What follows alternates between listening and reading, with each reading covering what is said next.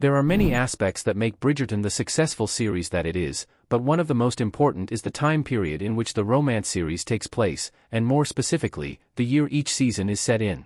Overall, the Bridgerton franchise takes place during the Regency era.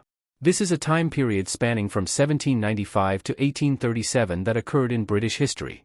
The term Regency is used because regents held the British throne during this time, George IV. This era is characterized by the abundant riches and refinery of the British upper class. At this time, there are 4 installments in the Bridgerton franchise, all of which take place during different years in the Regency era. In order, there is Bridgerton Season 1, Bridgerton Season 2, Queen Charlotte, A Bridgerton Story, and lastly, Bridgerton Season 3. Although the specific year in which each season is set does not necessarily make a huge difference between seasons, it is an interesting detail to examine. This is especially true considering the historical ties of Queen Charlotte. Regardless, it is interesting to see how Bridgerton uses the Regency era to improve on its story and its romances. Bridgerton Season 1 Timeline Explained. Year, 1813. The very first season of Bridgerton takes place in the middle of the Regency era, in 1813. In this season, audiences meet the Bridgerton family, made up of 8 siblings and a widowed mother. The 4th child, Daphne, has just come of age to enter court, and more importantly, is eligible to take a husband. Despite being the diamond of the season, Daphne struggles to pick a partner, that is until the Duke of Hastings arrives in the ton. Overall, Bridgerton Season 1 successfully shows what the Regency era was like through the traditions of the courting season. There are a few historical distinctions Bridgerton introduces in Season 1 that are quite different from real life.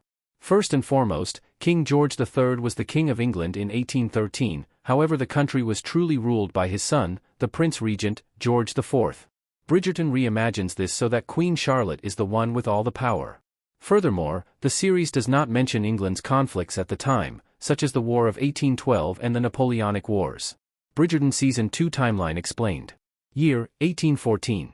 The following season of Bridgerton takes place 1 year after the first, ushering audiences into the next courting season. In 1814, Bridgerton heir, Anthony, is on the market for a bride and becomes unexpectedly infatuated with a woman thought to be a spinster, setting off a passionate and feisty love affair. Once again, Bridgerton Season 2 sets the historical period with the courting season, but more specifically, openly uses the arbitrary rules of the time such as acceptable marriage age and rules of betrothal. Overall, Anthony and Kate's statuses in society say a lot about the time period.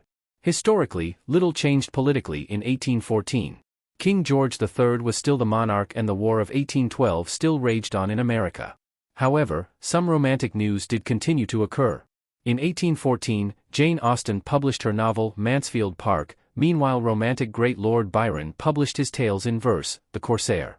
Furthermore, poet Percy Bysshe Shelley abandoned his pregnant wife during that summer and ran away with Mary Wollstonecraft Godwin, who would go on to write Frankenstein.